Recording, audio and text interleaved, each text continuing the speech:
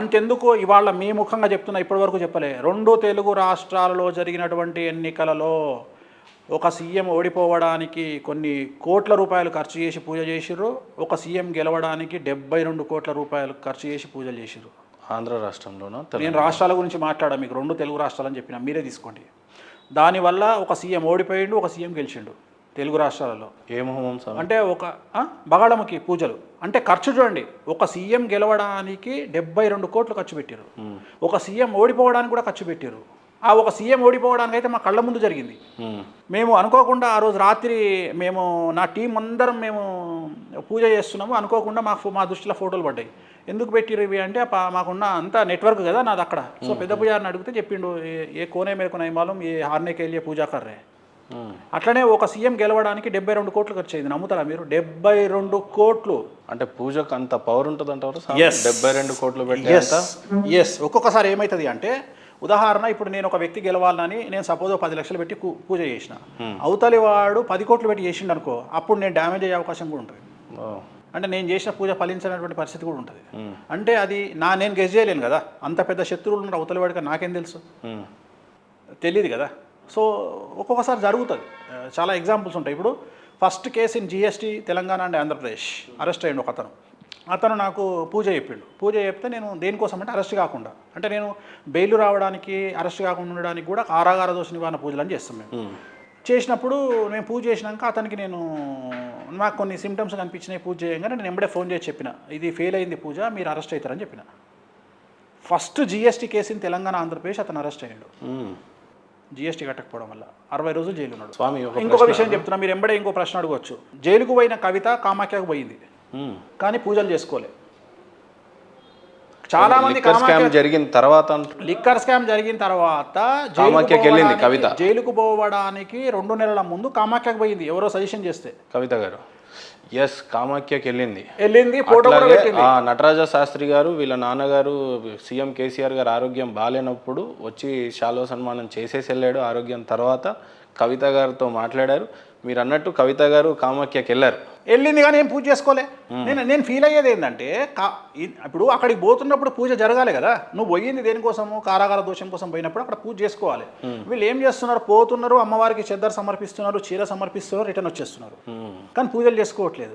Main అక్కడ 10 రకాల పూజలు, దశమహావిద్యలు ఉంటాయి. నువ్వు ఏ అమ్మవారికి ఏ పూజ చేయాలి అనేది డిసైడ్ కావాలి. సెలబ్రిటీస్ కంటే వాళ్ళకి హోదాలు ఉంటాయి, డబ్బులు ఉంటాయి, ఓకే. కొంతమంది కామన్ పీపుల్ ఉంటారు, చాలా డబ్బులు ఉంటాయి, ప్లస్ ఆర్ మైనస్లో ఉంటాడు. నిజంగా జాతకాలు చెప్పించుకుంటే స్వామీజీ దగ్గరికి పోతే కొంత డౌట్స్ క్రియేట్ చేస్తాడు, కొంత నీకు ఇది బాగాలేదు అది బాగాలేదు అని చెప్పిన తర్వాత రెమెడీస్ చెప్తారు. ఆ రెమెడీస్ వల్ల అవుతాయి అంట.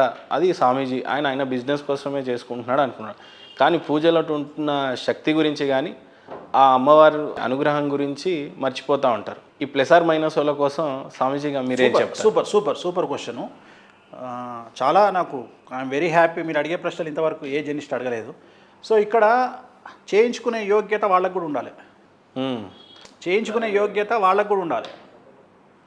యోగ్యత ఉండాలి. ఇక్కడ కొంతమంది గోపీలు ఉంటారు. గోపి అంటే గోడ మీద పిల్లులు, వాళ్ళే ఎక్కువ నష్టపోతారు. రైట్. ఇప్పుడు నాది తెలంగాణ ప్రాంతంలో, నాది గజ్వేల్ తూప్రాన్కు మధ్యలో ఉన్నటువంటి ఒక గ్రామం. తెలంగాణ గజ్వేల్లో ప్లస్ తూప్రాన్లో ఈ 2 మధ్యలో ఆ కాన్స్టిట్యున్సీకి సంబంధించి మన తెలంగాణ ఎన్నికలలో కాంగ్రెస్ పార్టీ గెలుస్తుంది అని ఆల్మోస్ట్ ఆల్ ప్రతి విలేజ్లో నేను చెప్పిన. ప్రతి విలేజ్లో మీరు నమ్మరు, సునీల్ కొనుగోలు టీము నాతో మాట్లాడింది. సునీల్ కొనుగోలు అనే వ్యక్తి రేవంత్ రెడ్డికి ఇప్పుడు పనిచేస్తున్నాడు. 64 మ్యాజిక్ ఫిగర్ ఇచ్చిన నేను. మీరు ఎంక్వైరీ చేసుకోవచ్చు వాళ్ళను. నేను 64 మ్యాజిక్ ఫిగర్ ఇస్తే షాక్ అయ్యిండు ఆయన. ఎట్లు ఇచ్చారు మీరు అని అడిగిండు. నాకు అదంతా అనవసరం అండి, నేను జాతకపరంగా ఇస్తున్నా. సో నేను ఎప్పుడు ప్రతిసారి గెలుస్తానే ఇస్తా కదా, ఓడిపోతాను ఇయ్య కదా. నేను గెలుస్తానే నేను ఆ 64 మ్యాజిక్ ఫిగర్ ఇచ్చిన. ఇదే గజ్వేల్లో, ఇదే తూప్రాన్లో చాలామందికి నా సన్నిహితులకు, నా దోస్తులకు, నా సర్కిలు, నా గ్రూప్లో ప్రతి ఒక్కళ్లకు నేను చెప్పింది ఒకటే మాట, ఈసారి కాంగ్రెస్ పార్టీ గెలవబోతుంది తెలంగాణలో. 64 నుండి 65 సీట్లు వస్తాయి, మినిమం మ్యాక్సిమం 90 సీట్లు వస్తాయని చెప్పిన. కాంగ్రెస్ గెలిచినాక వాళ్ళందరూ ఏం ఫీల్ కావాలి? వేణుస్వామి చెప్పేటి నిజాలని ఫీల్ కావాలి.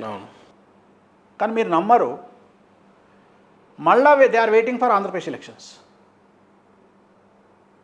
అంటే వేణుస్వామి ఈసారి ఓడిపోతాడా అని ఆలోచించారు తప్ప వేణుస్వామి చెప్పినవి 90 జరిగినాయి అని ఆలోచిస్తలేరు. అంటే వాళ్ళ ఉద్దేశం ఏంది, నన్ను విమర్శించాలి అని మానసికంగా వాళ్ళు ఫిక్స్ అయ్యారు. ఇంకా వాళ్ళు నా దగ్గరికి రారు లైఫ్లో. ఎస్. సో నా దగ్గరికి రావద్దు అనుకునేవాడు నాలో చెడుని ఎతికే ప్రయత్నం చేస్తాడు, నాలో ఫెయిల్యూర్ని ఎతికే ప్రయత్నం చేస్తాడు. సక్సెస్ వాడి కంటికి కనిపించదు. వాళ్ళని గోపీలు అంట, గోడ మీద పిల్లలు. నాకు అవసరం లేదు వాళ్ళతోని. నా క్లయింటేల్ చాలా పెద్దది. సోషల్ మీడియాలో ఒక ప్రిడిక్షన్ చెప్పినందుకే ఇంత పబ్లిసిటీ వస్తే, ప్రతిరోజు 10 మందికో 15 మందికో వ్యక్తిగతమైన జాతకాలు చెప్పే నా సక్సెస్ రేటు 98% ఉంటే ఎంతమంది నన్ను నమ్మే జనాలు తయారవుతారు ఆలోచన చేయండి. సో ఎంతమంది నన్ను బిలీవ్ చేస్తారు? ఒకవేళ నిజంగానే నేను చెప్పింది జరగలేదు అనుకొని నన్ను దూరం చేసుకునేటువంటి వాడిని నష్టజాతకుడు అనుకుని వదిలేస్తా. ఇందాక నేను చెప్పిన హాస్పిటల్లో ఒక డెడ్ బాడీ పోతుంది కదా అని చెప్పేసి తీసుకుపోయి పేషెంట్ను అడ్మిట్ చేయకుండా, డెడ్ బాడీ పోయింది ఈ హాస్పిటల్ నుండి కాబట్టి నేను ఈ హాస్పిటల్లో అడ్మిట్ చేయని తీసుకుపోయి చంపుకునేటువంటి మూర్ఖుల గురించి నేనేం మాట్లాడతా? నేనేం మాట్లాడా? నాకు అవసరం కూడా లేదు. రెండోది, ఆ రకంగా నాకు 4 రోజులు గ్యాప్ దొరికితే గోవాకో బ్యాంకాకో పోతా, ఎంజాయ్ చేస్తాను. నాకు ఫ్యామిలీ ఉంది కదా, నేను ఫ్యామిలీకి టైం ఇవ్వాలి కదా. నాది డాక్టర్ లాంటి ప్రొఫెషనే బ్రో. డాక్టర్లు సంవత్సరం అంతా కష్టపడి 10 రోజులు యూరోప్కో ఎట్టబోతారు. నా పరిస్థితి కూడా అట్లనే అయింది.